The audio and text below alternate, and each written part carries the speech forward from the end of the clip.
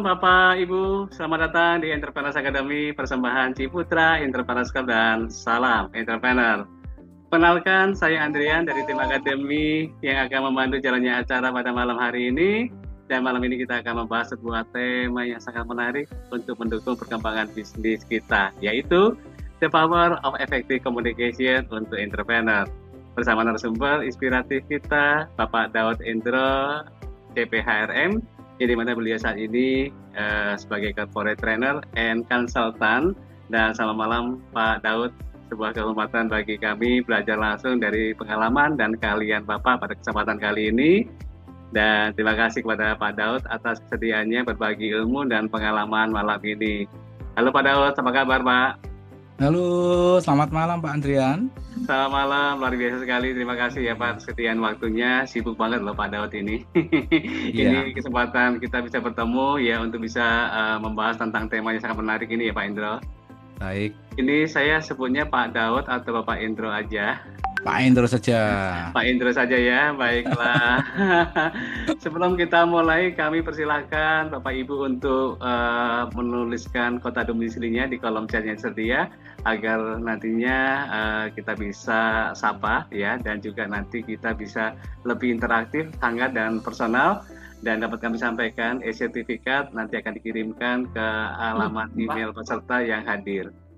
Ya, kenapa Pak? Pak, chatnya disable Pak. Oke, nanti bisa dibantu oleh co-hostnya ya. Oke, kita bisa lanjut ya Pak. Chatnya disable. Oke, baik. Ya, jadi dapat kasih sampaikan tadi ya, e-sertifikat nanti akan dikirimkan ke email peserta yang telah hadir. Jangan lupa untuk mengisi absensinya. Jangan lupa juga untuk Bapak Ibu memfollow media sosial Ciputra Entrepreneurs Club untuk mendapatkan foto atau mungkin program-program informasi inspiratif lainnya. Dan silakan tuliskan juga pertanyaan di kolom chat ya, sambil nanti Pak Indro menyampaikan informasinya, dicatat, kemudian ditanyakan saja melalui fitur chat yang tersedia, dan nanti akan ada dijawab langsung ya oleh pemateri ya setelah selesai menyampaikan seluruh materinya.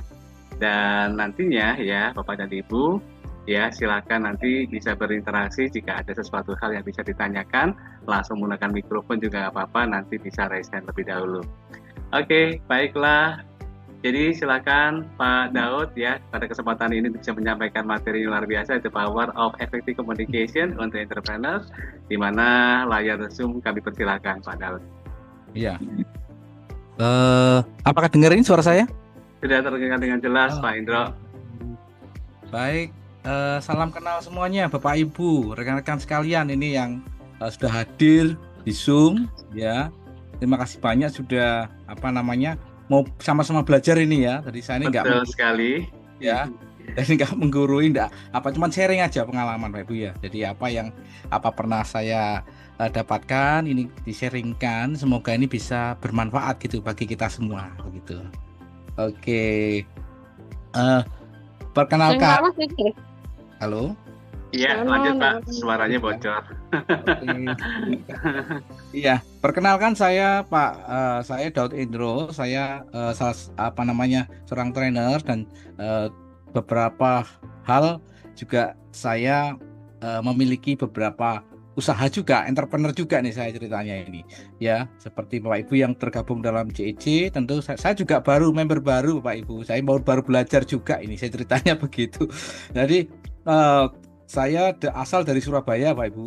Jadi aktivitas sehari-hari saya mengelola usaha yaitu namanya Conquera Enterprise yang bergerak pada bidang konsultan manajemen dan juga Conquera Psikologi yang bergerak dalam bidang psikologi yaitu untuk assessment ya Bu ya, dari biro psikologi seperti itu.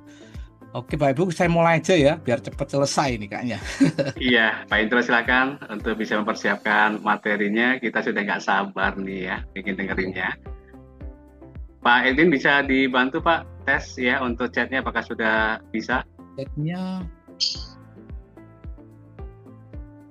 Iya, Pak Indro silakan untuk masih belum bisa. Masih belum bisa ya. Masih belum bisa ya.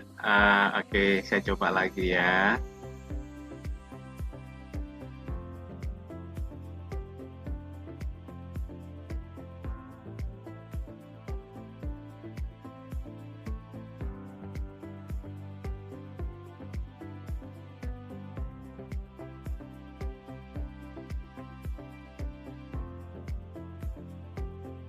Apakah sudah bisa Ya, dicoba Pak. lagi? Sudah ya? Bentar ya.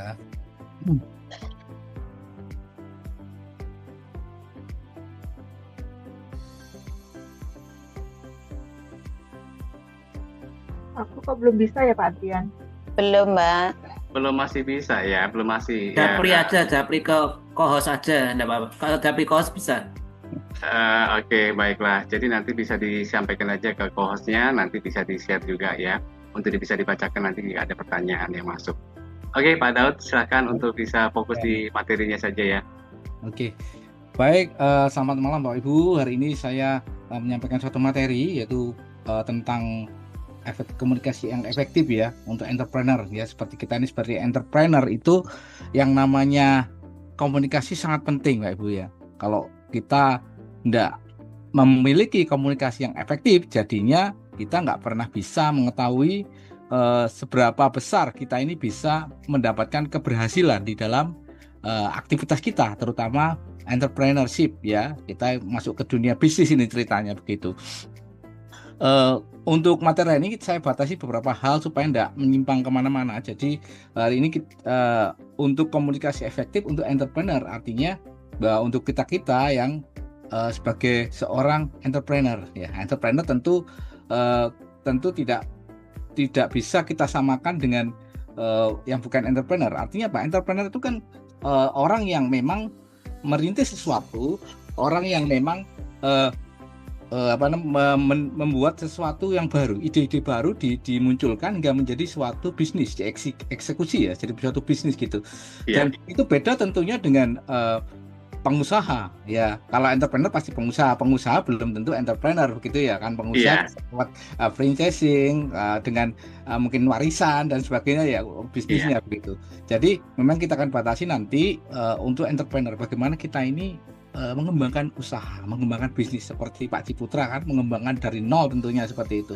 Jadi kita sama-sama Bapak Ibu yang sebagai entrepreneur ya, mengembangkan. Kalau saya lihat di beberapa yang pagi itu ada beberapa usaha yang dipresentasikan itu kan namanya unik-unik. Saya yakin itu baru-baru itu, sesuatu yang mulai dirintis, sesuatu yang mulai yang suatu mimpi yang diwujudkan dalam bentuk action yang luar biasa ya. Dan semuanya pasti berharap bahwa itunya nanti menjadi bisnis yang luar biasa tentunya. Semua orang pasti punya mimpi ya Bu ya. Oke. Nah, mengapa komunikasi efektif itu penting bagi entrepreneur ya? Karena memang kalau kita bilang penting nggak penting, ya pasti penting. Karena namanya komunikasi harusnya efektif. Komunikasi itu ada yang nggak efektif Pak? Ada. Komunikasi nggak efektif ya ngomong ngalor ngidul nggak karu-karuan, sehingga nanti hasilnya itu tidak bisa menemukan sesuatu yang maksimal yang kita inginkan gitu ya. Jadi kesana kemari ya tidak jelas begitu. Nah, kalau kita melihat bahwa entrepreneur itu 90% ditentukan oleh kemampuan komunikasi, bukan cuma ide. Kalau ide saja nggak bisa dikomunikasikan, orang nggak tahu. Nggak dikomunikasikan, bisnisnya juga nggak ada orang ngerti gitu ya. Jadi bisnis harus dikomunikasikan. Jadi apa yang ide-ide kita itu harus dikomunikasikan. Kalau enggak, orang nggak tahu seperti itu. Jadi mutlak komunikasi penting. Ya. Kalau kita sebagai seorang entrepreneur tentu kita ini pengen ya kalau suatu saat ada investor datang ngasih modal supaya besar bisnis kita itu sesuatu hal yang memang tentu setiap orang pengen seperti itu. Lah masalahnya ketika kita tidak bisa mengkomunikasikan, orang nggak tahu ya, sebab orang tidak hanya cuma tahu produknya, tapi dia pengen tahu siapa ini orang yang bikin, siapa ini orang yang punya ide kan seperti itu. Jadi adalah hal yang penting bahwa kita bisa mengkomunikasikan ide-ide kita itu, apalagi yang sudah kita bentuk, kita jadikan suatu bisnis gitu, suatu bisnis yang tentunya semua orang berharap. Saya berharap mungkin Pak Andrian atau siapapun rekan-rekan sini yang sama-sama berusaha ya, mulai dari startup istilahnya seperti itu, membangun bisnis dari nol, suatu saat pengen bisa berhasil begitu. Dan tentu itu perlu yang namanya komunikasi ya, sebab orang nggak hanya cuma lihat visi tapi lihat leadernya siapa ya. Orang tidak hanya lihat produknya tapi dia lihat induknya siapa, itu grupnya siapa. Kalau grupnya Ciputra ya sudah pasti ya istilahnya berkualitas. Oh, grupnya siapa? Misalnya, oh ini grupnya Wings misalnya, atau mungkin yang lain-lain ya. Jadi orang itu tidak hanya lihat suatu ide-ide atau visi, tapi orang lihat juga siapa itu di balik itu. Nah, itu perlu namanya dikomunikasikan. Dan komunikasi harus efektif supaya orang menerima pesannya, supaya pesan itu bisa sampai dengan benar itu. Ya, pada dasarnya ini umumnya ya, komunikasi efektif itu adalah informasi ya. Jadi menyampaikan informasi dengan cepat, dengan tepat, dengan akurat seperti itu. Lalu mencegah kesalahpahaman, membangun hubungan yang harmonis. Ya, kalau misalnya di dalam tim kita, misalnya punya pegawai, Bapak Ibu punya pegawai nih dalam timnya, misalnya jualan, oh saya punya usaha ini apa depot misalnya, wah, jual makanan gitu. Kalau tim di situ tidak ada hubungan yang harmonis, tentu akan kacau. Dalam sistem itu akan kacau, manajemen itu akan kacau. Karena maka dari itu perlu adanya komunikasi, dan komunikasi harus efektif. Sebab kalau tidak efektif bisa terjadi kesalahpahaman, ya, ngomong ini artinya itu dan sebagainya. Jadi komunikasi penting, terutama tujuannya untuk mempermudah koordinasi ya, dan kerjasama antar tim, misalnya, ya, mencapai tujuan bersama secara efisien. Jadi di dalam suatu usaha yang kita dirikan, dalam suatu bisnis, maka perlu adanya ini, suatu tujuan dari komunikasi efektif ini, ya. Jadi ada hal-hal yang memang harus dipelajari, harus dilakukan, tidak hanya dipelajari, Pak Ibu, ya, harus dilakukan. Karena kalau enggak, maka akan terjadi banyak hal yang membuat kita nggak akan pernah bisa menemukan sebenarnya apa sih manfaat yang maksimal dari sebuah komunikasi begitu. Nah, ini komponen dari komunikasi efektif, ya. Komponen komunikasi efektif itu yang pasti ada kejelasan, clarity, kejelasan. Jadi mudah dipahami. Kalau kita menyampaikan sesuatu, ya mudah dipahami. Kalau kita menjelaskan produk kita, layanan kita, ya mudah dipahami. Terus yang kedua adalah confident, percaya diri. Bapak Ibu, sebagus apapun produkmu, jasamu yang sedang kita usahakan bisnis ini loh. Kalau kita nggak percaya diri dengan produk kita sendiri, bagaimana? Ya kan? Maka itu kita akan ragu-ragu, maka kita akan merasa, oh ini kok seperti ini. Jadinya nggak semangat, jadinya tidak begitu bisa berapi-api dalam menjelaskan produk itu dan layanan jasa itu. Sehingga orang alah nggak penting gitu ya, kalau kita nggak bisa percaya diri. Maka dari itu percaya diri adalah hal yang mendasar untuk Bapak Ibu bisa melakukan komunikasi. Bayangkan orang yang nggak bisa percaya diri, pasti komunikasinya pasti kacau, Pak Ibu. Siapapun ya pasti kacau seperti itu. Jadi maka itu harus selaras antara tubuh, intonasi, dan pesan disampaikan. Jadi harus ada dari gestur tubuhnya, dari mata, kontak matanya, dari intonasi ngomongnya seperti itu. Jadi itu perlu percaya diri. Kalau nggak percaya diri, ya bagaimana kita bisa meyakinkan orang seperti itu akan produk kita, layanan kita gitu. Yang selanjutnya adalah keterhubungan, connection, ya, memahami audiens. Jadi untuk bisa berkomunikasi dengan baik, maka kita harus gunakan bahasa yang relatable, ya, bahasa yang berhubungan. Jangan ngomong terus akhirnya B yang nggak ada hubungan dengan produk kita. Misalnya kita mau jelasin ini tapi ngomongnya ke sana kemari yang nggak jelas, akhirnya apa? Akhirnya pesannya nggak sampai. Ya harus ada relate, ya, ada hubungan. Jadi memang perlu adanya sesuatu yang harus dilakukan agar ada koneksi, ya. Jadi kita memahami audiens. Ini sebenarnya menarik kalau kita bicara ini, ya. Ini ada hubungannya juga dengan materi yang pernah disampaikan juga tentang NLP itu, ya. Ini sebenarnya hal menarik, ya. Nanti kita bahas beberapa hal seperti itu. Konsistensi.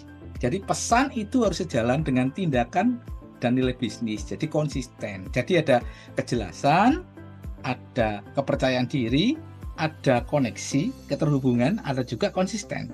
Sebab pesan yang nggak konsisten, ya, pesan yang nggak sejalan dengan apa yang kita inginkan, orang bingung. Orang ini ngomong apa sebenarnya? Bicara apa ini orang ini? Jadi walaupun kita kenyataannya sudah punya bisnis seperti ini, tapi ketika kita kan ke orang baru terutama, orang itu akan bingung sebenarnya orang ini mau ngomong apa sih? menjelaskan produknya sendiri saya kok ngalor gitu Kak, apa tidak sampai pada tujuannya gitu. Jadi harus sesuai dengan nilai bisnis kita yang kita tawarkan. Jadi seperti ini, seperti itu. Jadi jangan sampai nggak konsisten gitu di dalam komunikasi itu. Jadi 4 hal ini yang utama ya Coach ya. Ya, intinya 4 hal itu yang utama. Nah, kalau ini umum ya, jadi jenis Iya. komunikasi untuk entrepreneur itu yang saya catat memang ada 4 ini karena memang pertama kita kan butuh investor, jadi kita mesti pitching ke investor. Yang Iya. kedua adalah komunikasi dengan tim. Kita punya tim di dalam bisnis kita ya, kita punya tim. Jadi kita butuh komunikasi yang baik dengan tim kita. Kalau enggak sudah hancur dari dalam kan seperti itu. Ya, terus komunikasi dengan pelanggan. Ya, pelanggan itu kita bisa bicara dengan orang-orang yang sering datang ke kita, orang beli kita menggunakan jasa layanan kita. Kadang-kala kan ini termasuk juga pelanggan ya konsumen juga, karena orang baru juga memang kita harus layani ya. Konsumen itu dengan pelanggan beda. Pelanggan itu yang repeat ya, berulang-ulang. Kalau konsumen baru tentu mungkin strategi beda lagi, tapi ya. Yang penting di sini adalah masing-masing ini ada beberapa hal yang bisa diperhatikan yang saya tampilkan ini. Selain pitching ke investor, komunikasi dengan tim, komunikasi dengan pelanggan dan networking ya, jaringan. Itu di sini ada hal-hal yang sedikit saya tampilkan yaitu seperti ini. Misalnya kalau kita pitching ke investor, fokus pada value dan peluang. Karena ini akan menarik mereka untuk bisa store dana ke kita. Kalau dia tertarik ingin mengembangkan bisnis ini juga ikut-ikutan kan gitu. Ya, jadi maka dari itu storytelling ya itu hal yang penting. Nanti ini akan banyak storytelling, kata-kata storytelling banyak muncul ini. Karena ini hal yang menarik Bapak Ibu. Karena kalau kita bisa storytelling maka segala sesuatu akan kelihatan seperti mudah kita lakukan, terutama dalam kita berkomunikasi. Ya. Jadi untuk kita bisa menarik investor maka kita harus bisa membuat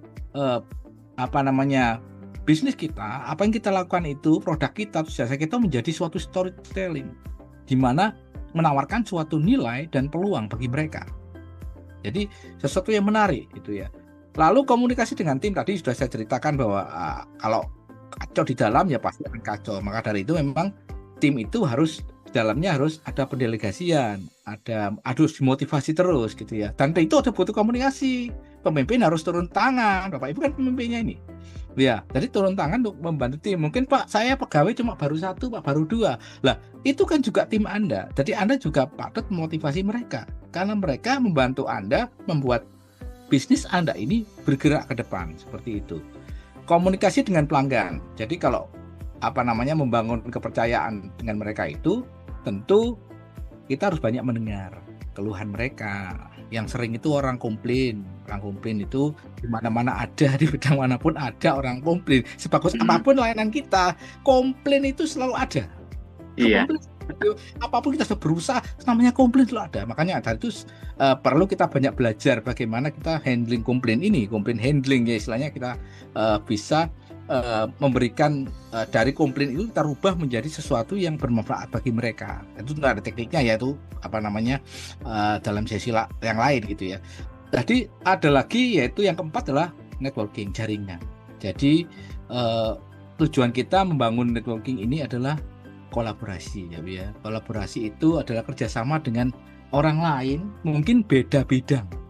Jadi misalnya kita jualan bakso nih, kita kolaborasi orang jualan es misalkan, atau misalkan ada punya salon ini, terus kemudian ada orang ikut di empernya, Pak saya mau jualan di depan Pak, jualan apa? Jualan mungkin baju misalnya atau apa gitu ya, sehingga ada kolaborasi, saling menguntungkan seperti itu. Banyak macamnya. Mungkin Bapak Ibu sudah melakukan seperti ini ya.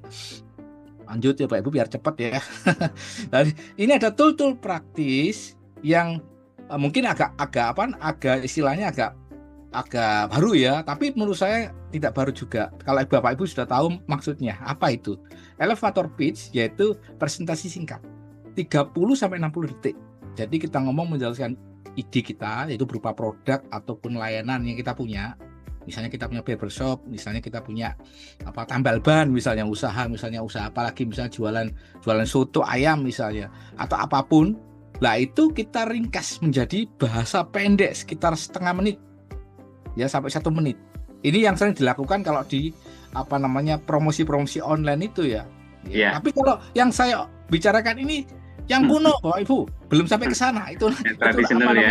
Ya itu nanti ada sesi panjang juga kalau ini yang saya coba jelaskan adalah langsung bagaimana nanti kita coba praktekkan hal yang langsung yang sederhana yang bisa kita lakukan tanpa kita menggunakan hal-hal yang lebih bersifat misalnya online dan sebagainya, hal-hal yang sederhana yang bisa kita lakukan Pak itu ya. Tapi ini 30 sampai 60 detik. Wah. Bisa Pak. Banget. Yang jelas kan saya usaha saya ini di bidang misalnya makanan. Nah, makanan ini ya sesuai dengan apa Bapak Ibu katakan yang punya itu jelaskan dengan cara pendek, dengan inti saja. Itu biasanya dilakukan sih kalau ketemu orang misalnya di pinggiran di pinggiran pameran bisa ngobrol mojok gitu kan menjelaskan seperti itu sambil bagi kartu nama misalkan ya, sedang di atas bus gitu ya. Iya, ketemu pertama kali ya mereka kita tunjukkan kita ini punya sesuatu, makanya ngomong sambil pendek-pendek begitu ya, jadi memperkenalkan pendek-pendek memicu rasa ingin tahu gitu loh. Kalau ya memang nggak detail, justru itu orang pengen tahu gitu loh, nggak detail memang. Jadi dan sehingga orang akhirnya pengen ketemu lagi, ngejak ngobrol lagi begitu ya. Iya, bersambung ya. Ya, fokusnya pada manfaatnya biasanya. Iya. Value prepositionnya ini manfaatnya apa gitu. Kalau jualan makanan misalnya manfaatnya apa? Bisa buat kenyang atau misalnya enak rasanya nggak ada tempat lain atau gimana. Ya istilahnya manfaat utama apa yang ditawarkan gitu ya. Jadi tidak terlalu detail. Orang bilang sih kalau orang promosi pakai di online itu biasanya bilang hook ya. Jadi ini cuma kaitannya, jadi dimunculkan depan sedikit lalu dikaitkan di sweep ke kiri ke bawah, di sweep ke samping gitu loh. Lalu jawabannya di belakang ternyata gitu. Iya. Jawabannya di belakang seperti itu. Jadi ditunjukkan yang buat orang penasaran dulu. Penasaran dulu. Tadi saya ini biasanya bisa menyelesaikan masalah dengan cepat loh. Usaha saya ini biasanya dikunjungi banyak cewek-cewek misalnya begitu. Jadi kayak ternyata di sini di tempat saya orang-orang puas loh misalnya seperti itu. Jadi ternyata ujung-ujungnya nanti saya punya jasa konseling misalnya seperti itu. Jadi ada hal-hal yang bisa dilakukan. Kalau elevator pitch memang singkat Pak. Jadi ini mungkin nanti bisa dipraktekkan ya mungkin ya kalau ada waktu ya. Lalu ada tool praktis yang lain adalah active learning, active listening ya. Jadi ini mendengarkan. Jadi ini yang susah. Ini kalau dalam pengalaman saya ini yang susah dilakukan. Mengapa? Orang itu kebanyakan tidak suka mendengar, tapi suka bicara seperti itu. Padahal mendengar itu penting. Mengapa? Karena kalau kita tidak mendengar, ya kita tidak bisa menemukan sebenarnya informasi itu benar apa enggak. Kebanyakan orang kan pengennya sudah pokoknya tahu semua lah. Saya omongkan, ini Pak Endro ngomong apa saya tahu gitu misalnya seperti itu ya. Tapi kenyataannya tanpa kita active listening, kita tidak akan pernah bisa mendapatkan inti dari kebenaran dari yang kita sampaikan itu. Jadi di dalam active listening ini ya kita mendengar dengan aktif. Sebenarnya banyak orang bicara seperti ini. Kalau saya mengajar itu saya selalu ngomong begini, jangan berpikir ya kalau yang namanya skill untuk public speaking, skill untuk presentasi itu nomor satu, tidak. Tapi ada skill yang tidak kalah hebatnya yaitu mendengar. Mendengarkan sebenarnya. Kalau mendengar itu hanya keluar masuk keluar lagi. Masuk tidak serius, tapi mendengarkan yaitu active listening ini diproses, masuk diproses, keluar. Masuk diproses keluar. Jadi kita dapat sesuatu yang memang sesuatu yang nantinya kita bisa ngambil hal-hal yang menarik. Artinya kalau kita hanya lewat aja masuk keluar ya kita nggak dapat apa-apa. Kita hanya tahu begitu, tapi kita nggak bisa memikirkan sebenarnya kok bisa ya. Ya, jadi ya kok seperti itu ya. Jadi biasanya active listening itu mancing-mancing biasanya. Jadi dikasih pertanyaan. Kita mulai dulu kita ngasih pertanyaan terbuka misalnya. Anda ini menurut Anda bagaimana ya kalau begini-gini? Lah orang cerita kita dengerin gini. Lah kalau kita dapat sesuatu baik kita mulai diskusi gitu. Kalau ini bagaimana? Kalau ini bagaimana gitu. Tujuannya apa? Tujuannya kita mendapatkan feedback. Ya, feedback itu kita butuhkan untuk selanjutnya ya. Ini tool yang lain adalah storytelling. Storytelling ini sering disebut di dalam nanti ini materi saya, karena storytelling itu pada dasarnya adalah kita bercerita. Semua orang pasti bisa. Jadi kalau saya nggak bisa, Pak, ngomong kosong, nggak bisa. Ini semua orang pasti bisa karena cerita. Pada dasarnya setiap orang itu cerita, pasti bisa. Jadi kalau orang yang misalnya mohon maaf yang mungkin nggak bisa bicara pun ada bisa pakai gerakan-gerakan kan, itu cerita. Jadi sebenarnya setiap orang itu bisa bercerita. Makanya storytelling itu salah satu tool praktis yang bisa diterapkan di dalam komunikasi kita, ya. Dan itu pasti efektif karena memang yang ngatur kita, yang buat cerita itu kita sendiri, kondisi kita real.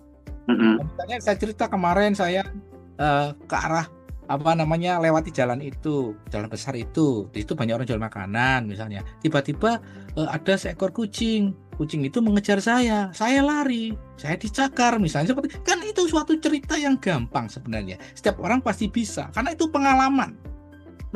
Maka dari itu storytelling ini seperti alur cerita pada umumnya. Anak kecil aja cerita biasanya kan, Pak aku gini Pak, aduh aku tadi ketemu ini. Ya, ini ceritanya seperti itu. Jadi setiap orang sebenarnya bisa, dan itu adalah tool praktis untuk komunikasi efektif sebenarnya. Dan sepertinya mengalir begitu saja ya. Iya, mengalir. Setiap orang pasti bisa kalau cerita ini. Cuman gara-gara nggak bisa, itu gara-gara nggak pede atau mungkin takut atau mungkin sudah memikirkan apa ya nanti yang dipikirkan orang lah itu. Jadi akhirnya bisa mengalir lagi. Padahal bercerita mengalir gini asik gitu loh. Takut ditolak ya. Kalau jualan produk mungkin sesuatu yang dia sendiri pikir pasti ini nanti ditolak apa ya itu. Iya, sudah berpikir jauh lebih dahulu ya. Jadi nggak bisa untuk bercerita.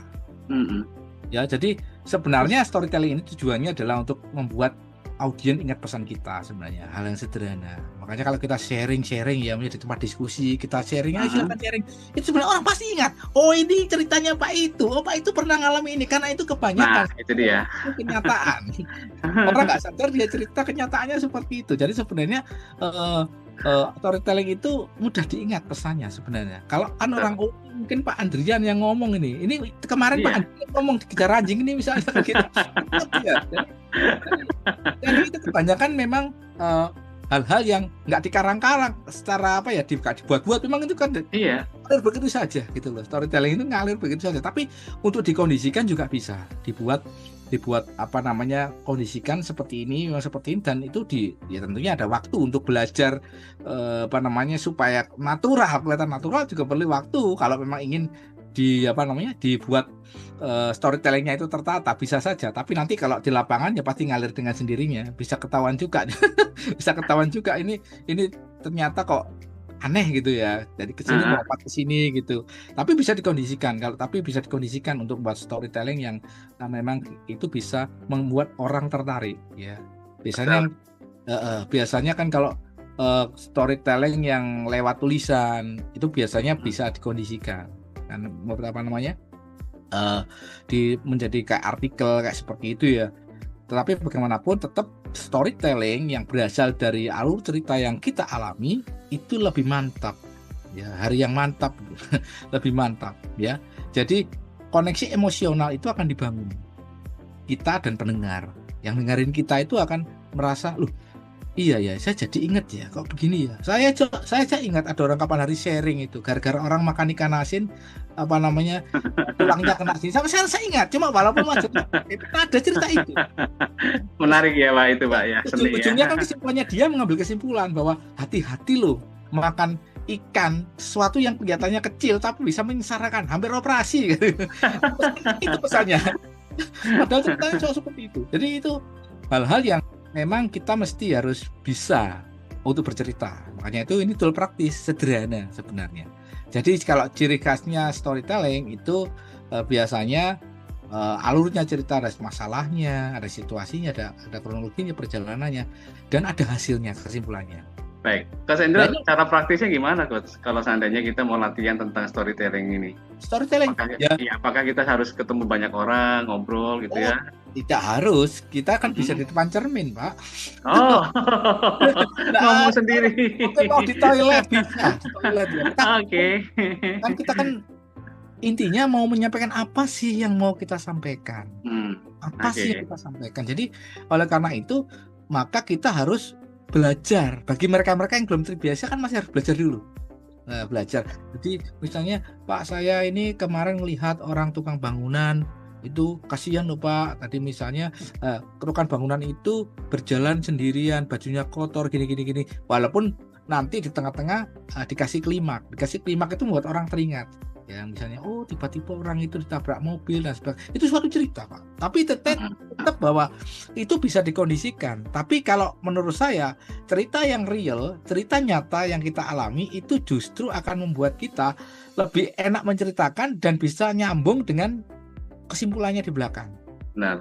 Nah, jadi kalau misalnya kita nawarin rujak, jualan rujak, ya cerita aja buah-buahan. Cerita apa? Nanti ujung-ujungnya ngomong, saya jualan rujak loh saya. Ini apa namanya? Mungkin ada yang tahu rujak Bapak Ibu. Jangan-jangan Tahu lah Pak. tahu ya Pak.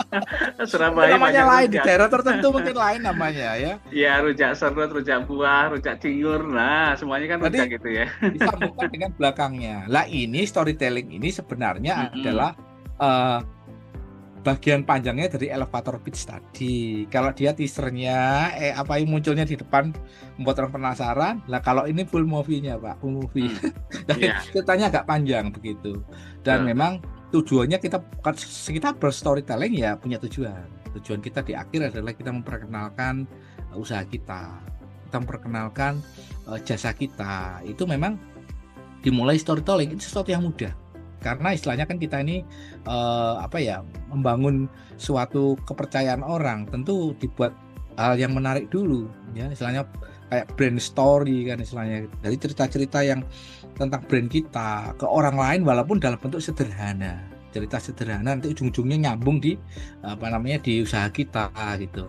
Jadi ini salah satu tools yang praktis Bapak Ibu ya, ada storytelling ya tadi, memang hal yang sangat bisa dipakai karena mudah ya.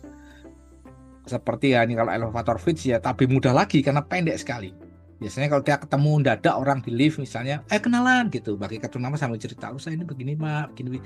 Atau mojok kalau biasanya makan bareng ada wedding gitu ya, ketemu orang di pojok ngobrol kenalan gitu. Itu biasanya pendek-pendek ya, elevator pitch bisa dilakukan seperti itu.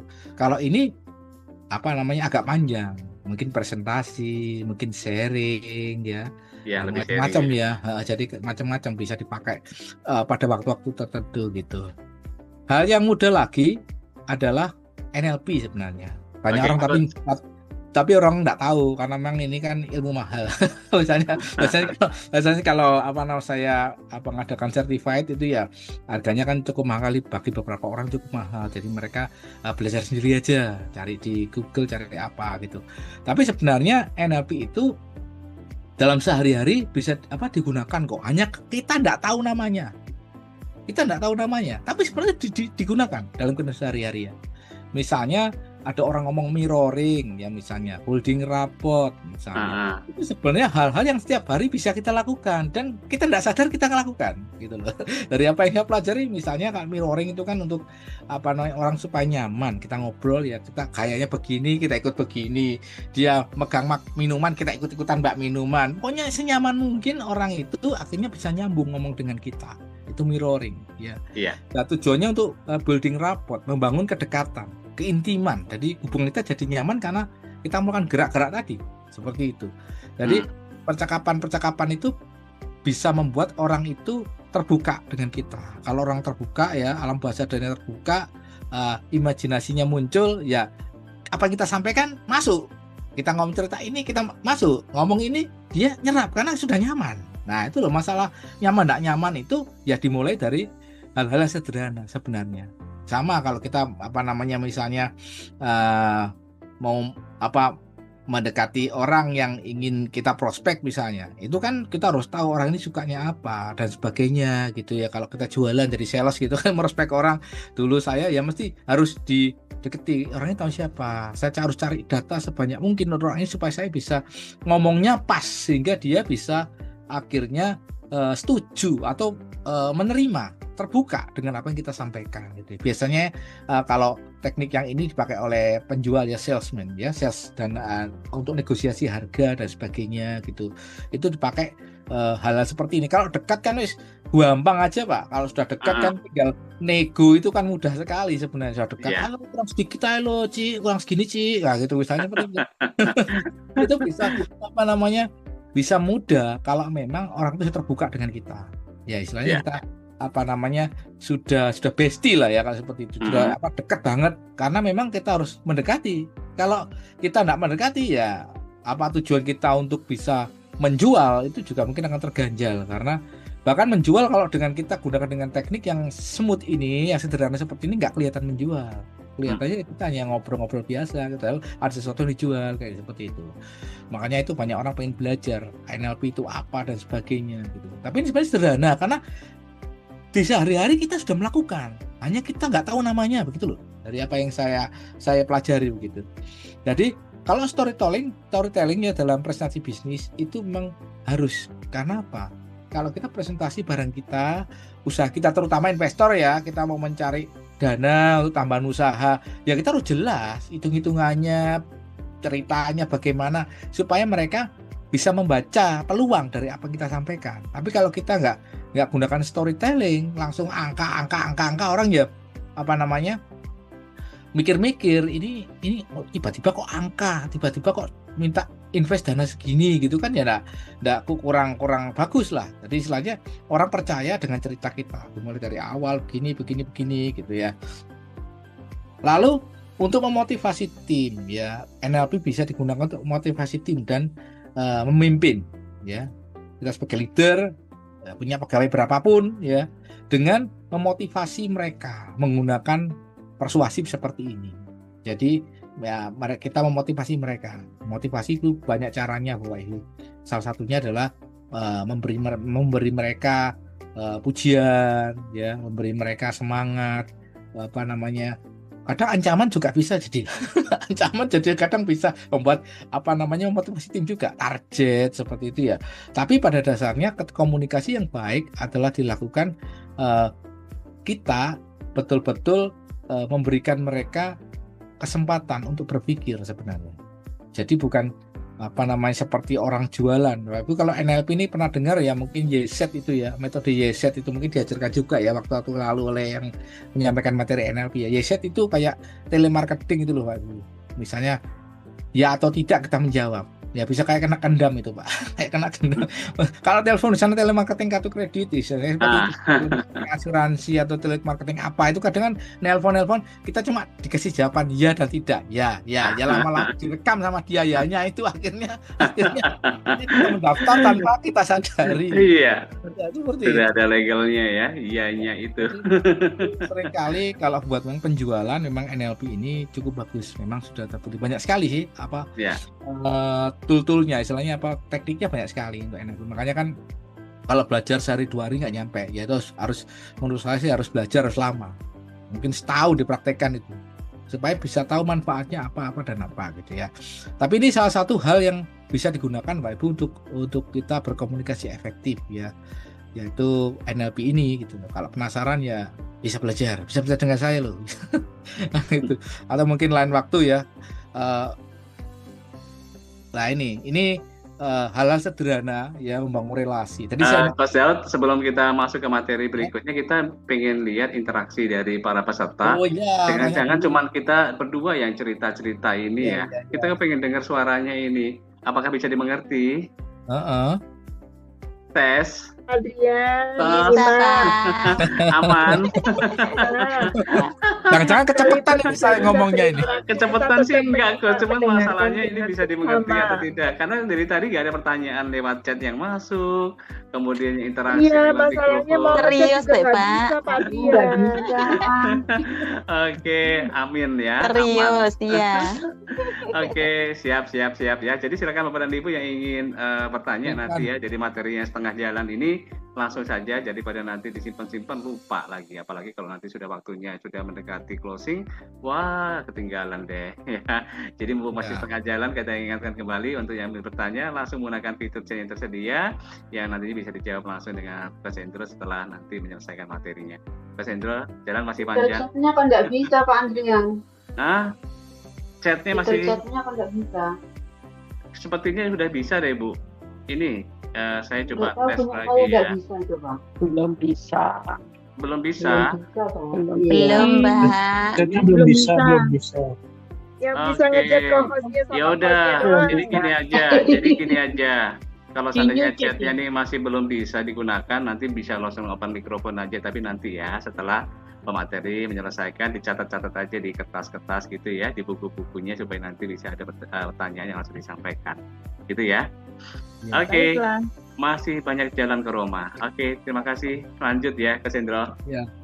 Nah, ini saya lanjut ya. Ini ada beberapa hal yang sebenarnya kalau kita melakukannya itu sesuatu yang lumrah. Artinya apa? Sudah biasa kita bisa melakukannya ya, bangun relasi bisnis ya seperti itu.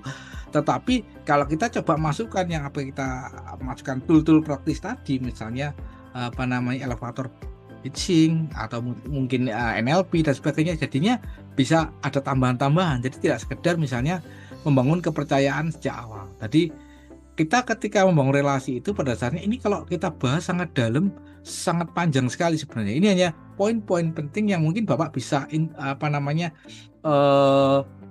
istilahnya aplikasikan sendiri dengan cara dan kondisi di tempat Bapak Ibu dengan orang yang tentunya berbeda-beda setiap kondisinya gitu. Jadi tidak nanti dikatakan oh ini harus saklek, harus begini, enggak. Tapi ini adalah beberapa poin-poin yang memang bisa dijadikan suatu landasan atau pegangan bahwa harusnya kayak begini-begini gitu ya. Tapi semua itu nanti hasil atau kondisinya semua tergantung di lapangan, Bapak Ibu.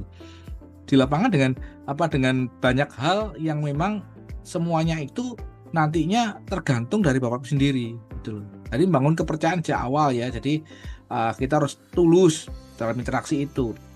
Jangan belum sudah pengen segera closing aja Pak jual sesuatu ya. Jadi akan dikebut di ngomong itu enggak bisa smooth, enggak bisa santai, tapi lebih cepat-cepat dikebut supaya orang ini biar beli gitu. Nah, itu sebenarnya juga hal yang kurang baik Bapak Ibu. Karena apa? Karena orang butuh kepercayaan dengan kita. Kalau orang enggak percaya dengan kita, orang itu akan beli Pak Ibu. Enggak akan beli dari apa yang kita tawarkan, enggak akan menerima dari apa yang kita sampaikan. Oleh karena itu harus ada ketulusan. Orang bisa melihat kok orang itu tulus apa enggak dari matanya. Walaupun ujung-ujungnya kita ya mau-maunya pengen jualan, tapi bahasanya tentu akan berbeda dengan bahasa orang yang keburu-buru atau kebelet untuk jualan kan seperti itu. Jadi tentu akan berbeda Pak Ibu ya. Jadi lebih baik kita lebih banyak aktif listening tadi, banyak dengerin, banyak untuk kita membiarkan orang itu bicara. Kita pancing dengan pertanyaan terbuka, dia bicara, dia cerita macam-macam supaya dia nyaman dengan kita. Itu hal yang penting sebenarnya, membangun kepercayaan sejak awal. Sebab kalau sudah orang itu sudah nyaman, orang itu sudah asik dengan kita, maka nanti belakangan kalau kita cerita macam-macam dia nggak akan kesinggung, dia nggak akan merasa nggak nyaman karena sudah nyaman dari awal gitu ya. Jadi gaya komunikasi lawan bicara juga harus diperhatikan Bapak Ibu. Jadi misalnya supaya apa? Supaya nyambung kalau dijak ngomong ya. Nah, jaka sembung bawa golok gitu ya. Gak nyambung gitu. Jadi kita harus nyambung untuk bahasanya itu. Makanya kalau di NLP dikatakan ada istilah VAKOK ya, ada VAK ya, visual, auditory dan kinestetik. Jadi kita harus bisa orang itu seperti apa. Sebab kalau kita tahu lawan bicara kita bisa membuat orang itu nyaman dengan menyentuh alam bawah sadarnya sebenarnya. Kalau misalnya orang itu orang tipe auditory ya berarti kita gunakan kalimat-kalimat yang menyenangkan, atau lebih banyak kita bicara atau pakai musik atau pakai misalnya apa ya? Pakai kalimat-kalimat yang lebih banyak dibandingkan dengan hal yang kelihatan gitu loh. Jadi kan mendengar itu bagi orang penting. Maka kalau kita berbicara mungkin di telepon, nah itu ada orang yang di telepon langsung itu senang, itu orang auditori karena dia dengar di telepon. Besok saya telepon ya, di telepon itu bisa 2 jam loh, walaupun nggak kenal loh, bukan pacarnya loh, bisa telepon lama itu. Kan apa? Orang itu tipe auditori, dia dengar orang itu senang. ada tipe yang memang tipe visual, jadi dia suka lihat gambar. Orang yang suka lihat gambar itu dikasih gambar, ayo nonton bareng, nonton video, nonton film, orang tuh seneng lihat gambar. Atau kita kasih katalog, katalog ini gambarnya warna-warni gini-gini, oh dia tertarik gitu. Karena emang dia tipenya orang yang visual, jadi lihat suka warna, suka gambar seperti itu. Ada lagi orang yang kinestetik. Kalau kinestetik itu diajak praktek, misalnya bareng-bareng bersama, ayo main biliar yuk, ayo kita main game bareng yuk gitu. Itu orang itu akan seneng. Jadi ketika kita sudah tahu orangnya kayak apa, kita kan bisa memperhatikan nih orangnya kayak apa. Nah itu kita pakai senjata ini sebenarnya. Itu di NLP ya. NLP bisa dimasukkan ke sini. Ya kita tahu orang itu visual, orang itu auditory, atau orang itu kinestetik. Itu lebih mudah untuk menjalin hubungan dengan orang itu. Orang itu akan merasa nyaman. Yang penting nyaman, Bapak Ibu. Kalau nggak nyaman, sudahlah, orang itu nggak akan peduli dengan apa yang kita nyatakan. Kita ngomong apa di belakang dia sudah nggak nyaman. Tapi ketika nyaman, ya terjadilah hubungan. Nanti akan menyambung ke persahabatan, pertemanan. Itu nanti di situ secara nggak langsung pasti dia akan penasaran dengan kita. Dia akan tanya kita, bisnismu apa sih? Bisnisnya apa sih? Gitu loh. Nah, gimana sih ini? Kalau kamu jualan apa sih? Gitu. Kalau saya mau beli gimana caranya? Gitu nanti seperti itu gitu loh, Bapak Ibu. Jadi membangun relasi itu penting. Pahami gaya komunikasi lawan bicara. Ya, kita mesti tahu modelnya apa. Yang penting nyambung. Jangan sampai kita ngomong nggak nyambung, ya. Karena orang itu ada yang suka cerita yang ada emosinya. Ya cerita pun jangan asal cerita. Misalnya kita ngajak diskusi dia tentang politik, wah orangnya nggak suka politik ya bubar, nggak jadi bangun relasi, nggak jadi pertemanan. Anda sudah cerita politik duluan, lah. Padahal politik ya belum tentu sama, ya pilihan politik orang kan beda-beda. Belum apa-apa Anda sudah cerita tentang kegagalan misalnya. Padahal orang belum tentu, ada orang yang selalu optimis. Anda sudah ngomong kegagalan gini-gini, orang itu sudah down dulu, nggak mau dia menjalin hubungan dengan kita gitu loh. Apalagi kalau kita suka ngomong yang hal-hal yang misalkan suka menceritakan keburukan orang, ya orang bilang tidak mau relasi dengan Ira, toksik gitu. Jadi istilahnya kita harus bisa pandai-pandai melihat gaya bicara lawan kita. Lalu pertanyaannya kan gini, lah kalau orang baru tahu gimana Pak? Baru kenal di pojokan itu Pak, itu gimana Pak? Nah itu ya kita belum bisa menerapkan secara langsung, tetapi kita bisa mulai dengan ketulusan berbicara ini dan mulai aktif listening. Ya, itu nanti baru yang kita pahami kalau sudah lama ngobrol, sudah lama kenal, punya nomor kontaknya, telepon-teleponan misalnya. Ya itu baru tahu nanti gaya bahasanya apa, gaya bahasa komunikasinya kayak apa gitu. Kalau secara personal yang pasti ya, ini ada bangun koneksi personal. Ingat nama-namanya Bapak Ibu. Ingat namanya Pak Andrian. Jangan salah misalnya. Kita salah nama nanti repot. Oh Pak Andi misalnya, loh salah beda. Walaupun mirip-mirip misalnya kan. Jadi kita yang paling pertama ketika ketemu dengan orang ingat namanya. Oh ini Pak Alan ini Pak Alan ini yang ini. Oh yang ini Pak Edwin misalnya begitu. Jadi harus hafal namanya orang ketika kita sudah mulai berkenalan dengan orang. Karena itu membangun relasi itu tidak gampang. Jadi kita perlu ingat-ingat. Kalau perlu dicatat Pak, dicatat ya. Oh ini namanya ini namanya ini. Jadi ketika kita nanti bertemu ya kita bisa menyapa seperti itu. Bahasa tubuh yang mendukung. Lah ini bahasa tubuh yang mendukung itu penting. Belajar kontak mata Bapak Ibu. Ya. Jangan kontak mata gini-gini nanti dipikir lagi nyukai orang gitu ya, kedip-kedip itu. Tapi kontak mata yang seharusnya. Biasanya sih kalau saya tatap matanya Bapak Ibu. Tatap matanya. Orang nanti ketahuan biasanya orang itu malu atau kelihatan orang itu tidak suka dengan kita, itu kan kelihatan dari matanya. Biasanya matanya sudah tidak mau notap kita. Wah itu berarti orang itu sudah ada sesuatu gitu ya. Mungkin tidak nyaman dengan kita atau gimana.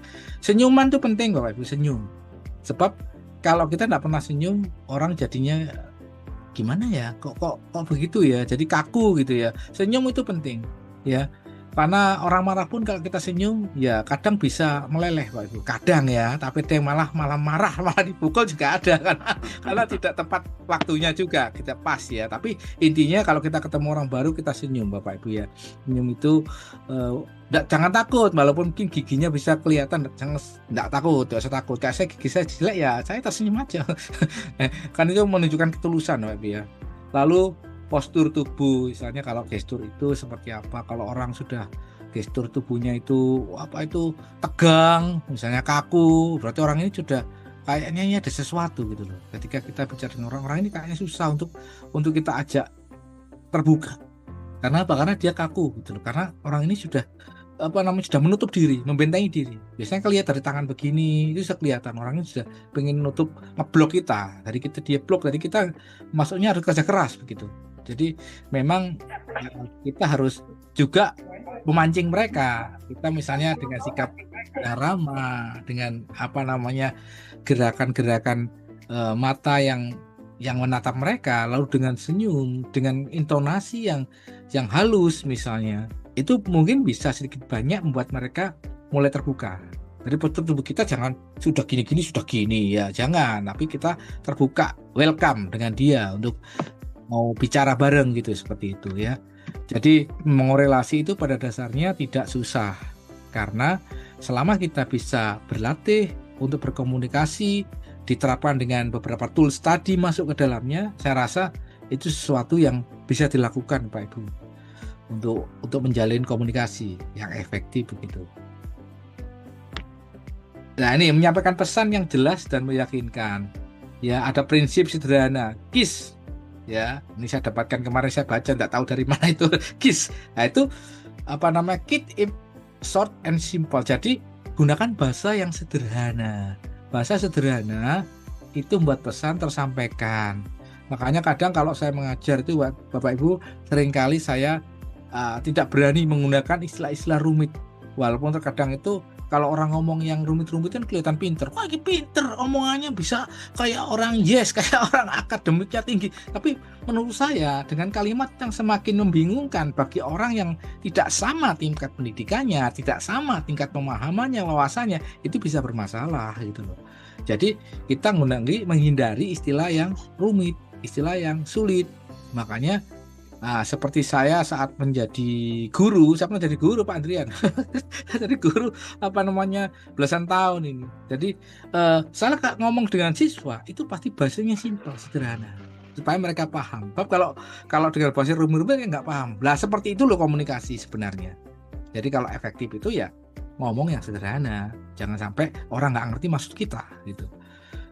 Kalau masalah pesan, strukturnya itu sudah seperti biasanya ya. Pesan itu ada kebutuhannya apa, lalu yang ditawarkan itu nilainya apa, manfaatnya apa. Nah, itu kalau pesan dikatakan ya memang harus ada kebutuhan, masalahnya apa, harus ada solusinya, ya, harus ada manfaatnya. Itu sudah pasti kalau seperti itu ya, pesan yang kita sampaikan harus punya nilai. Kalau nggak ada nilainya ya nggak ada orang mau dengerin gitu kan. Kredibilitas perlu dibangun. Jadi harus ada data, ngomong itu harus ada data. Persentase itu dari mana? Ya, pengalaman. Nah, paling enak itu pengalaman. Kalau kita cerita itu, kita ngomong nyampaikan pesan. Kenapa? Pengalamannya enggak usah mikir, Pak Ibu. Pengalaman dikejar anjing, pengalaman diserempet mobil, atau pengalaman kita antri marah-marah sedang antri makanan, misalnya, itu kan suatu pengalaman. Ya, atau bukti keberhasilan, omset saya sekian, itu suatu hal yang nggak perlu nggak perlu ngarang, karena sudah pengalaman Bapak Ibu sebenarnya, bukti keberhasilan itu ya. Jadi kredibilitas itu bisa dibangun jika kita punya pengalaman, kita punya bukti keberhasilan, ya, maka itu bisa menjadi orang itu menghargai itu ya. Jadi sisipkan data seperti begini. Makanya kan kalau orang tanya saya, Pak Indo sudah ngajar berapa tahun? Nah itu ya cerita aja pengalamannya seperti ini gitu. Dia orang percaya, saya pernah ngajar kan seperti itu. Lalu tunjukkan, gunakan storytelling. Nah tadi ya storytelling yang kita bahas. Jadi storytelling itu selalu ada, karena itu penting. Cerita yang relevan, ya, mudah diingat seperti yang tadi ya saya cerita itu. Jadi mudah diingat daripada sekedar angka sebenarnya. Orang-orang kalau kita cerita omset sebenarnya nggak ingat, angkanya itu belum tentu ingat. Omset saya sekian, dia ingat pokoknya dia omsetnya tinggi. oh cara nyampainya gini. Jadi storytelling itu gunakan cerita yang mudah diingat. Jadi lebih relevan sebenarnya cerita daripada angka-angka yang tidak tunjukkan sebenarnya ya. Lalu tunjukkan keyakinan melalui suara dan ekspresi. Jadi intonasi tegas misalnya seperti kita ngomong seperti ini, kita sharing ya, kita harus berani ngomong, itu harus berani Bapak Ibu ya. Jadi diatur ya, ekspresinya meyakinkan. Jangan takut, intinya kalau Bapak Ibu takut, khawatir, pasti intonasi tidak jelas, intonasi nggak tegas, pasti ada keraguan di dalamnya. Ngomong pun jadi belepotan karena nggak percaya diri, karena ada ketakutan, kekhawatiran gitu. Ya, jadi gunakan ekspresi yang Bapak Ibu senyamannya aja. Nyaman saya begini Pak, saya suka dengan apa yang saya telah perbuat, maka itu saya ceritakan. Saya berhasil. Mungkin Bapak Ibu di sini sudah banyak yang kalau disuruh cerita pasti enak, nyaman, karena memang sudah pernah ngalami mulai dari gak enaknya bangun usaha sampai pernah ditipu orang, mungkin sampai sampai bangkrut, lalu bangun lagi, ya merintis usaha seperti itu. Bagaimana susahnya misalnya jualan sesuatu, merospek orang, sampai ditolak di sana sini. Itu adalah suatu pengalaman yang bisa Bapak Ibu bagikan untuk menyampaikan pesan yang jelas.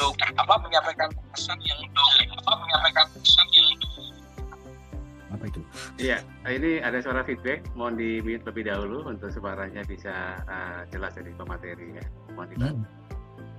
Ya, jadi seperti Bapak ya. Jadi ada menyampaikan pesan yang jelas itu bagaimana? Salah satunya ini, di mana salah satunya juga ada tadi saya cerita juga perlu juga storytelling, pengalaman, cerita dan sebagainya. Jadi sebenarnya dari teknik komunikasi itu sebenarnya sederhana Bapak Ibu. Kita sudah pernah melakukannya atau memang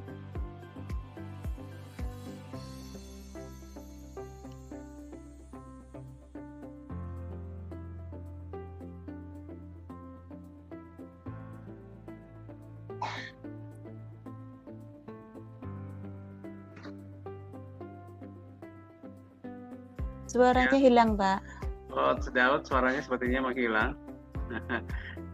Oke, baik, sambil menunggu Coach Daud untuk bisa kembali lagi ya untuk di ruang Zoom. Ini Pak Coach Indro sudah ada kembali ya, seperti tadi ada signal.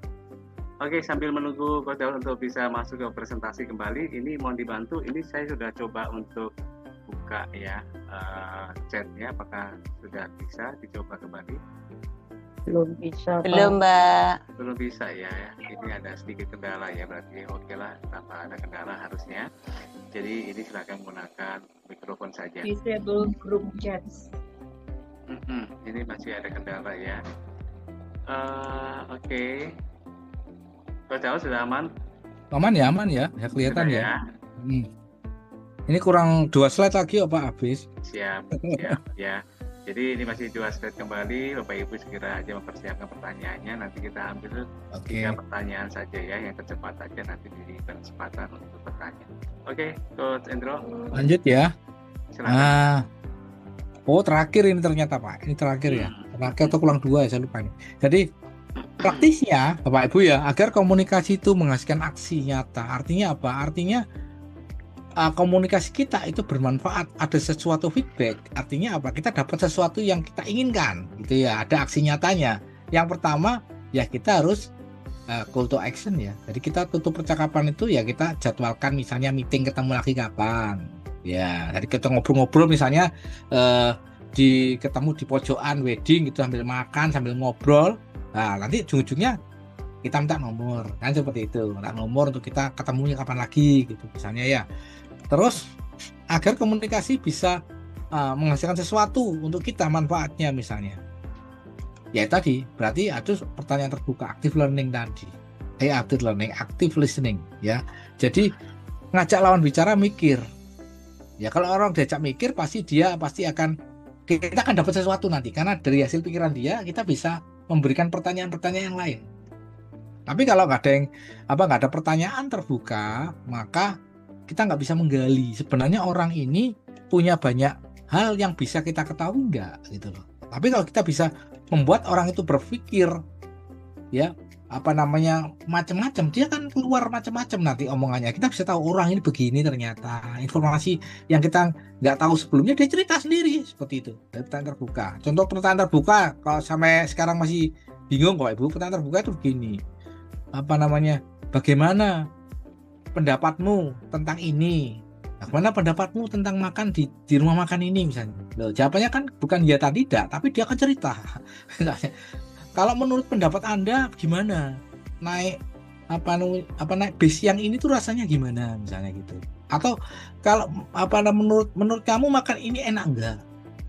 Apa namanya? Nanti jawabannya ya dan tidak, Pak. Jadi gunakan, usahakan supaya jawabannya bukan ya dan tidak. Jadi kalau menurut Anda makanan ini kayak apa sih kayak gitu. Jadi jangan sampai membuat jawaban ya dan tidak, karena kita nanti nggak dapat bahan untuk bertanya lagi. Kita nggak dapat sesuatu yang untuk menggali informasi lebih dalam. Jadi pertanyaannya harus terbuka. Buat langkah kecil yang mudah dilakukan. Jadi misalnya Bapak Ibu punya step-step sendiri, punya planning sendiri, harus melakukan apa. Sebab komunikasi itu pada dasarnya dibangun dari nol, dari start awal. Nggak tiba-tiba langsung saya akrab dengan Bapak Ibu, nggak bisa seperti itu. Semuanya dari nggak dikenal sampai kenalan, sampai akhirnya akrab, itu semua tergantung dari kita sendiri. Kita bikin plan misalnya, besok saya telepon, besok lagi saya ajak makan, kayak orang mengajak kencan itu loh. Itu kan mesti harus mesti telaten kan seperti itu. Ya komunikasi seperti itu. Apalagi kalau kita ada maunya apa? Bangun relasi, terus dapat cuan, ya mesti harus harus dengan baik menjalin hubungan. Dan itu tidak mudah, karena hubungan itu pada dasarnya perlu dibangun, namanya bangun hubungan ya Bapak ya. Lalu follow up secara konsisten. Jadi kalau ingin kenal dengan orang lebih dekat, jadi follow up. Coach Daud, ini memang slide-nya belum tampil ya? Belum tampil ya?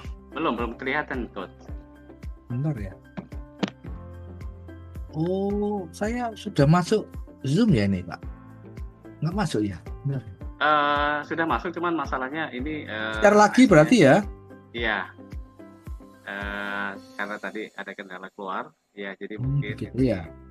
Oke, saya ulangi ya Bapak Ibu. Siap. Nah, ini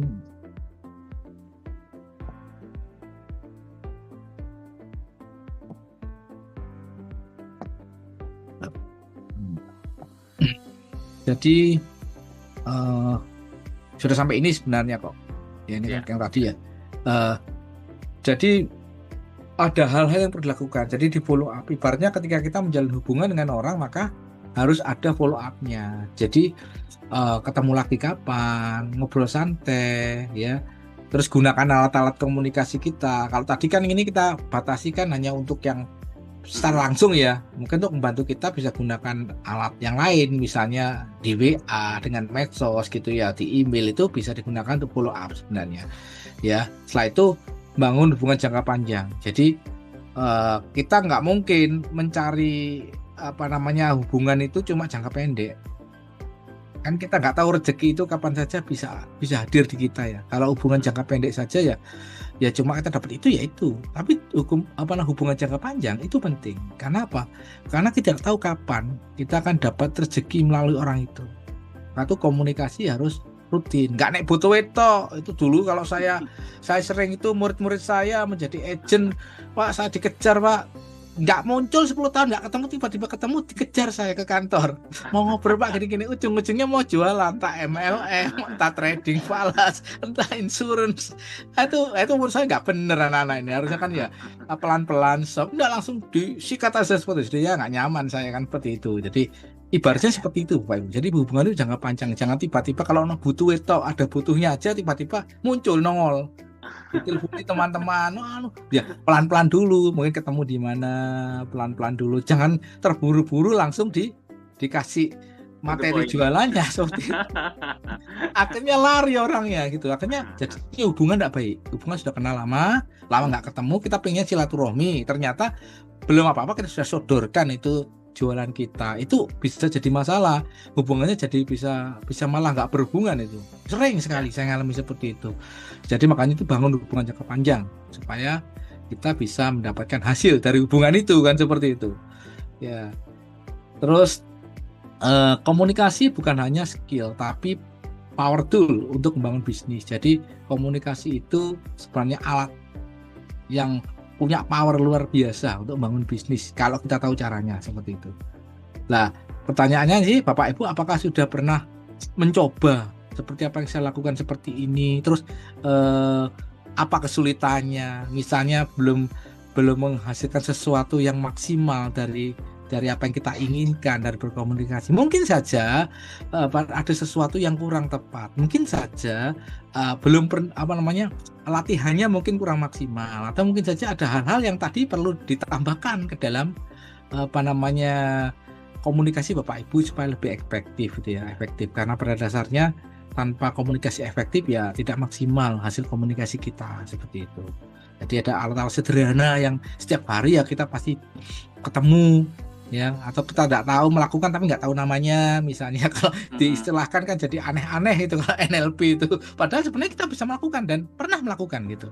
Terus komunikasi kalau kita tidak mau belajar untuk lebih soft ya dalam berkomunikasi dengan lawan bicara, terutama kita nggak paham, ya itu bisa berabe juga ya, bisa jadi masalah juga. Oleh karena itu kita belajar di sini kan untuk mengerti sebenarnya komunikasi efektif itu apa. Ya di antara tadi alat-alatnya yang sederhana bisa dipraktekkan Bapak Ibu. Saya rasa begitu aja Pak Andrian. Silakan ya Bapak Ibu mau sharing-sharing ini, mau tukar pendapat dan sebagainya, monggo. Siap, terima kasih Kak Hendro atas apa yang bisa disampaikan di malam ini. Tentunya banyak sekali ya insight dan pengalaman berharga yang pastinya membuka wawasan kita semua. Selanjutnya kita masuk ke sesi tanya jawab ya Coach ya. Jadi nanti Bapak Ibu silahkan untuk menggunakan mikrofon di Bapak dan Ibu. Kita batasi karena waktu sudah jam 20.19 menit, mungkin hanya 3 pertanyaan nanti yang bisa dijawab langsung oleh Coach Hendro. Oke, silakan Bapak dan Ibu, kesempatan untuk bisa bertanya. Boleh raise hand lebih dahulu, siapa yang lebih cepat nanti akan dibantu solusi dan jawabannya dari Coach Hendro. Boleh? Hai, sepi. Hai, gimana ini? Ke Pak Edwin ada pertanyaan, Pak Edwin yang bisa disampaikan? Ini Pak Edwin tadi lagi mikir Pak. Lagi mikir? Lagi nyupir. Lagi nyupir. Oke, baiklah. Oke, Bu Lili, ini sepertinya ada pertanyaan ya. Dia memberikan jempolnya. Oke, silahkan Bu Lili jika ada pertanyaan.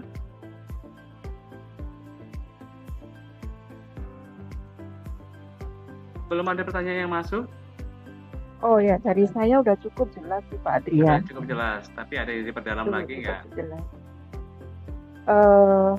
Ya sebenarnya yang terkait dengan NLP tadi ya, saya sendiri udah pernah belajar juga, cuma masih perlu pendalaman lagi sih Pak Adrian. Tapi tadi dari pematerian yang disampaikan itu buat saya udah cukup jelas. Mungkin dari teman-teman yang lain barangkali ada pertanyaan-pertanyaan yang perlu disampaikan, monggo yang ingin bertanya.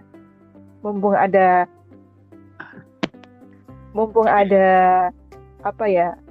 gurunya ada cikunya yang bisa memberikan penjelasan yang lebih detail dan konkret.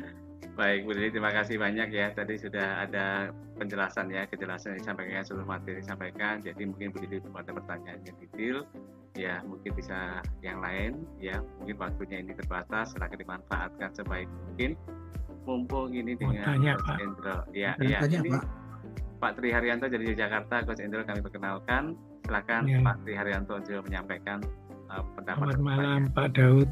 Ya, selamat malam Pak Tri. Ya, saya dari Jogja. Ya, punya kegiatan di CEC dan salah satunya kita punya usaha bidang kuliner sama penginapan. Ya. Memang penjelasan Pak Daud itu menarik juga. Memang pengalaman untuk memulai suatu pembicaraan itu ada tantangan. Ya, berani nggak kita memulai untuk membuka komunikasi itu? Karena perasaan-perasaan itu memang selalu ada. ada kan takut ditolak. Makanya saya terus terang mendapatkan klien untuk menjadi calon member itu agak berat karena saya itu memulainya sangat berhati-hati, jangan sampai tersinggung. Betul. Karena ya pengalaman saya kalau to the point itu bahkan bukannya ditolak tapi sudah diblokir. Nah, itulah yang lebih jauh dari itu ternyata ya Patri ya. Iya. Oke, jadi pertemanan sudah dibangun sekian lama jadi rusak gitu ya, hal-hal yang mungkin ya kurang hati-hati atau mungkin kurang paham ya dalam teknik komunikasi. Oke. Ya. Pertanyaan saya adalah untuk menggali yang suka untuk diajak bicara itu seperti apa Pak Daud? Karena kan kita kan orang baru kenal, komunikasi kan nggak mungkin sekali dua kali Pak ya. Sekali mungkin ya sekedar say hello aja Pak ya, hanya kulit-kulit aja. Ketemu kedua mungkin kadang bisa ketemu, kadang enggak. Nah, kalau kita menanyakan secara kebutuhannya itu ya agak kurang enak itu Pak. Kadang ya terpaksa saya hanya menjadi pendengar yang baik, dia ceritakan apa gitu. Nah, setelah itu ya mau mengutarakan poin kita yang mau kita omongkan, itulah yang jadi saya handicap saya gitu Pak Indro. Mungkin ada ini Pak Daud memberikan motivasi apa atau poin apa yang bisa mendukung untuk mungkin itu ini Pak trauma ya, pernah ditolak ya mungkin, jadi keinginan yang mau diungkapkan nggak bisa keluar. Atau karena budaya lokal ya, karena beliau ini kan dari Yogyakarta nggak enak. Sungkan gitu Pak. Nggak enak. Betul Pak.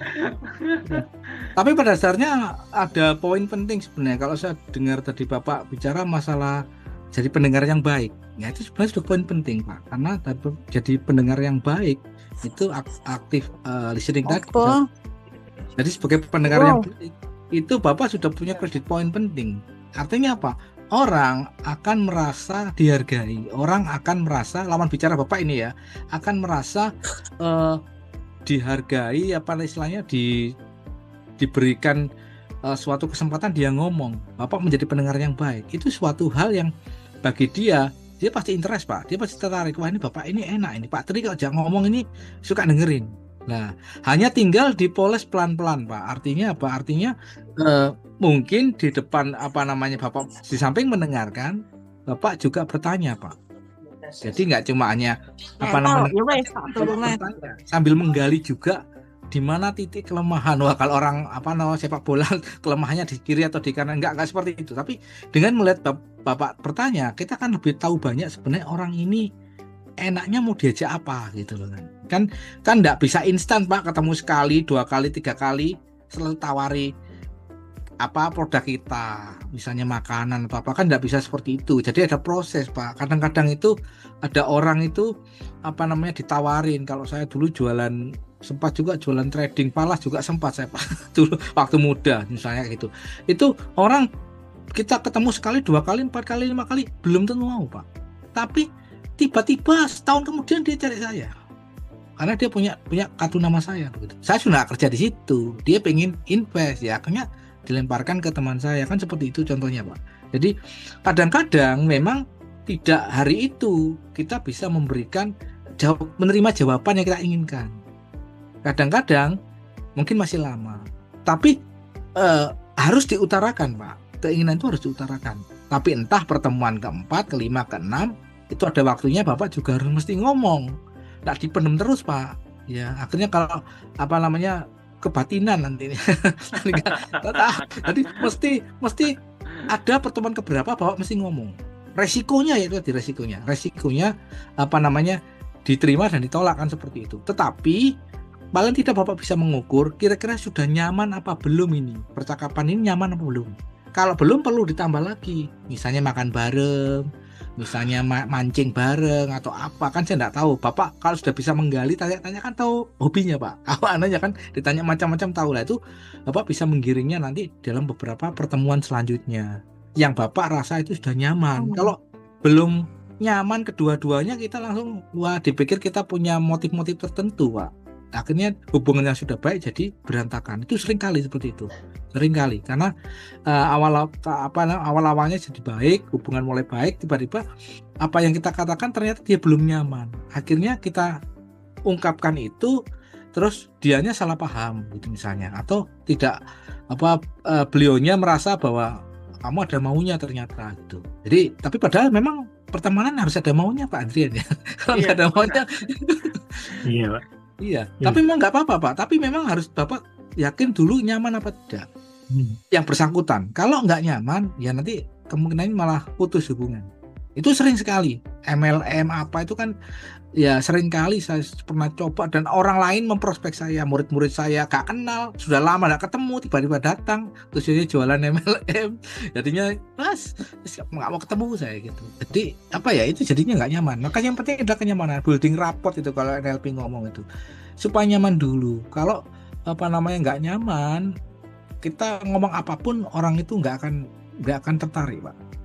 Jadi nyaman dulu. Yang bisa menentukan nyaman apa enggak Bapak sendiri, karena Bapak yang berada di situ dan tahu orang itu modelnya kayak apa. Nyaman dulu. Kalau orang itu nggak nyaman, mental Pak, pasti mental. Orangnya pasti salah paham dan sebagainya. Kalau yang nggak cocok, kalau cocok ya bersyukur lah. Kalau enggak, nah, jadi runyam gitu loh. Wah, ada maunya ternyata yang traktir saya. Ya nginep di hotel gratis, ternyata ujung-ujungnya begini, misalnya begitu. Tapi kalau kita sudah tahu betul-betul nyaman, orang itu sudah sefrekuensi istilahnya ya, sudah selevel, kita ngomong itu enak, sering ketemu, dan lama-lama kita ngomong seperti nggak ada tidak ada sesuatu yang membuat dia itu marah dan sebagainya Pak, karena sudah dia nyaman, bahkan dia akan tertarik. Kemudian seperti itu memang perlu waktu Pak. Jadi jangan keburu-buru instan Pak, cepet-cepetan karena kita target terus akhirnya asal sikat aja, jangan Pak. Komunikasi tidak seperti itu Pak. Komunikasi efektif itu perlu waktu Pak.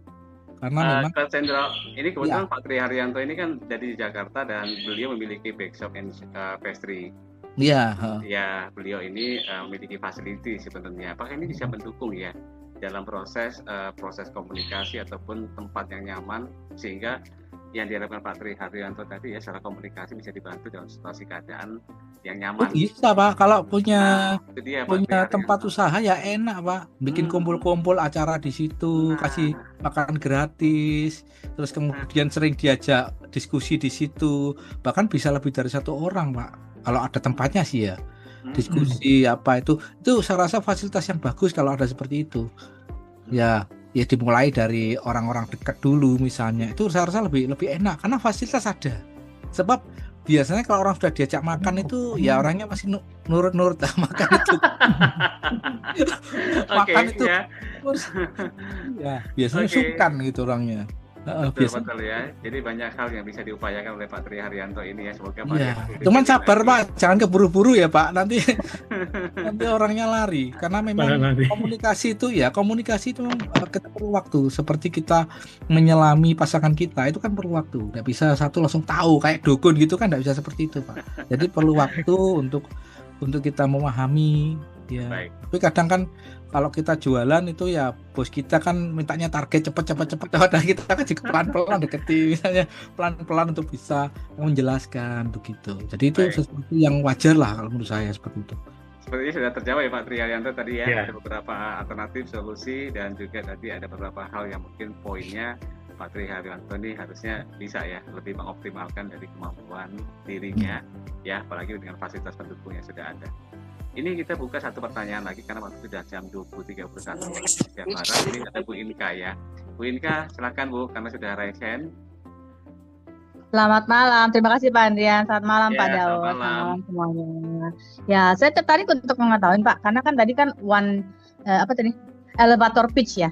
Nah, Bapak boleh berikan atau share beberapa input nggak untuk elevator pitch yang mudah kita sampaikan sebagai CEC-nya apa kira-kira ya Pak, terutama untuk citra diri, dan juga terutama karena yang sekarang ini saya lakukan adalah memang mengontak orang-orang yang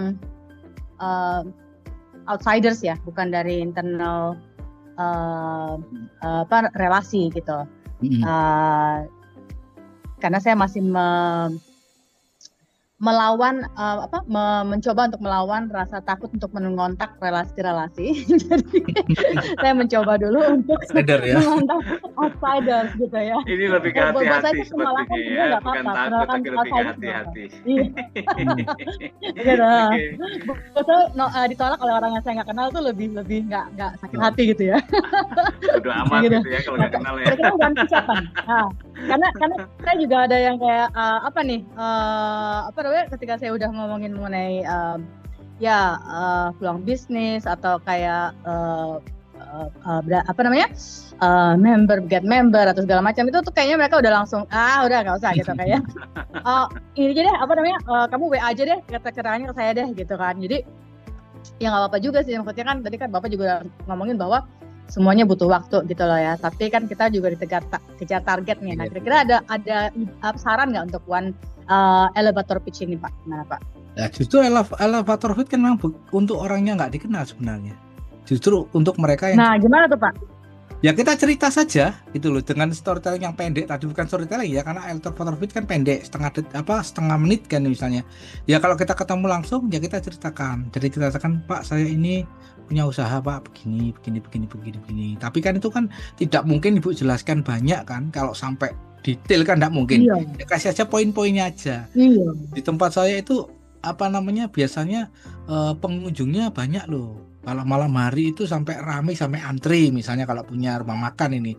Makanan di kami ini selera. Enggak, saya mau yang buat citra Pak, yang buat kejar target citra.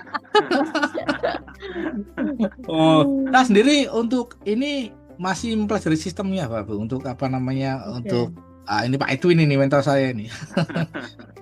Nanti masih belajar Pak Bu kalau sistemnya, karena pada dasarnya sih untuk kita berkomunikasi ya kita harus tunjukkan sesuatu yang pertama elevator pitch-nya itu kita tunjukkan cerita-cerita aja yang menarik. Kalau misalnya produk Ibu yang menarik apa ya itu disampaikan. Misalnya kan ada tapi pendek-pendek aja, misalnya nggak disebutkan nama produknya, cuma aku lo punya produknya begini, nggak usah, biar dia penasaran, dia tanya gitu. Nanti kan dia tanya, bayarnya piro, gitu, bayarnya berapa, namanya apa, nanti kan dia kepo akhirnya. Kasih aja pendek-pendek, aku bisa keliling mana, misalnya Lombok, misalnya keliling kemana, ke Cina misalnya. Jalan-jalan gitu ya, itu karena ini loh kan. Oke. Boleh juga kayak gitu ya Pak. Jadi Pak suka jalan-jalan nggak? Gitu kali ya, nanya kayak gitu dulu ya. Memicu penasaran, Gimana kalau misalnya jalan-jalannya bisa gratis Pak? Gitu dulu kali ya, daripada aku ngomong yang ngobrol mengenai produk. Karena memang harus memicu penasarannya dulu memang. Jadi kalau itu orang akan tertarik memang dari cerita aja. Jangan justru malah kita harus tidak menjelaskan yang detail. Jadi yang utama itu malah di belakang supaya dia nanti kepo. Nah, intinya seperti itu. Dengan cuma setengah menit dia pasti kepo, kok informasinya kurang ya. Dia akan tanya lagi entah kapan itu, atau dia minta kartu nama, minta nomor telepon kan seperti itu. Karena kita menjelaskannya memang tidak seluruhnya, sebagian sepenggal aja. Lah kalau storytelling memang full. Kita cerita agak banyak memang, namanya siapa, ini produk apa itu. Tapi kalau elevator pitch memang pendek-pendek. Jadi cerita aja yang menarik supaya dia penasaran gitu loh. Untuk ngajaknya supaya lebih mudah kan, itu kalau ini. Ya, karena memang untuk kita bicara masalah langsung ya, ngomong offline seperti ini memang butuh tekniknya. Itu yang saya bahas hari ini, yang offline itu ya. Jadi bagaimana hal-hal sederhana itu bisa dipakai ya, karena ada kekuatannya, ada powerful sebenarnya komunikasi itu dengan alat sederhana tadi itu. Cerita itu yang paling penting memang dalam Oke, siap. Kayaknya saya dapat ide Pak. Olah aja kalimatnya Bu yang menarik. Thank you Pak. Ya mungkin korelasinya kalau sama jalan-jalan tadi ya, mungkin cerita aja gitu aja. Waduh, uang saku gue kalau begini. uang saku kelebihan mau dibeliin apa aja ya, gue besok mau jalan nih gitu, lu mau oleh apa. Nah ini ya dari cawang saku jalan-jalan ya pasti nanya, lu memang dapat dari mana dapatnya. Iya. Nah, Oh namanya Pak Endro ya, bukan Pak Daud ya Pak ya panggilannya Daud ya? Endro Jadi namanya. munculnya Pak Endro. Sorry Pak. Oke, baiklah ya, jadi obrolan santai Oke, ini terima kasih Pak hal yang Endro begitu dan bermanfaat Dian. untuk orang. Ya sama-sama Bu Inka. Oke, baiklah. Ini sudah lebih ya waktunya 1,5 jam.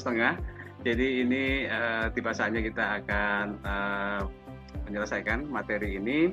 Dan terima kasih Pak Daud tadi sudah menjawab dengan baik pertanyaan-pertanyaan sudah masuk ya. Dan ini tiba saatnya sebelum kita tutup acara kita dengarkan dulu ya pesan penutup dari Coach Daud ya untuk seluruh peserta Entrepreneurs Academy yang dimana silahkan disampaikan. Iya, Bapak Ibu. Jadi jangan takut untuk berkomunikasi, karena berkomunikasi itu adalah kuncinya, jalannya rezeki. Jadi yang penting Bapak Ibu berani untuk mengungkapkan apa yang ingin Bapak sampaikan, Bapak Ibu sampaikan ya. Jadi komunikasi itu semuanya kembali pada kita sendiri. Artinya apa? Kalau kita berani dan kita mulai melakukan strategi dengan mengolah kalimat-kalimat demi kalimat, maka itu akan benar-benar membuat orang itu terpengaruh dengan apa yang kita inginkan, kan seperti itu. Jadi jangan sampai akhirnya kita takut untuk mencoba berbicara hal-hal sederhana, karena kalau kita tidak berani untuk berbicara dan tidak tahu bagaimana komunikasi itu efektif apa enggak, ya kita pasti akan tidak pernah menemukan sebenarnya hasilnya maksimal seperti apa. Saya percaya kalau Bapak Ibu mau praktek dari apa yang sederhana saya sampaikan itu, hal-hal tuh sederhana itu, saya percaya pasti ada hasilnya Bapak Ibu. Karena pada dasarnya komunikasi itu penting bagi kita semua, ya, terutama pembuka jalan rezeki kita masing-masing begitu. Itu Pak Adrian kira-kira. Baik, terima kasih banyak Coach Daud atas pesan inspiratif yang disampaikan. Tentunya ini bisa menggugah dan bisa dikembangkan ya, bagaimana kita juga bisa membangun bisnis kita sekaligus memperkuat mentalitas sebagai entrepreneur sejati. Sekali lagi terima kasih atas waktu, energi, dan materi luar biasa yang telah Bapak bagikan di malam ini. Terima kasih kepada seluruh peserta yang sudah bergabung malam ini. Dari sesi ini kita bisa belajar banyak ya, bahwa komunikasi yang tepat bisa membangun kepercayaan dan membuka peluang bisnis seperti disampaikan Coach Daud tadi. Pesan yang jelas dan tentunya ini meyakinkan nantinya bisa mampu mengarahkan orang untuk bertindak ya. Kemudian juga komunikasi yang efektif adalah kunci agar nantinya relasi bisnis bisa bergabung dan pastinya tujuannya adalah closing. Semoga insight malam ini membuat semangat kita ya untuk bisa terus ya mengasah kemampuan komunikasi dalam bisnis yang kita miliki. Sampai jumpa di Entrepreneurs Academy berikutnya dan salam sukses, salam entrepreneurs. Terima kasih. Terima kasih banyak ya untuk Ibu yang sudah hadir. Terima kasih. Terima kasih Pak Andreas. Terima kasih. Pak Daud. Pak Indro. Selamat Terima kasih Pak beristirahat. Andreas. Coach Daud, terima kasih banyak ya Coach. Ya, selamat beristirahat Coach. Sampai jumpa nanti di lain kesempatan Coach. Ya, mari. Ya, terima kasih. Ya.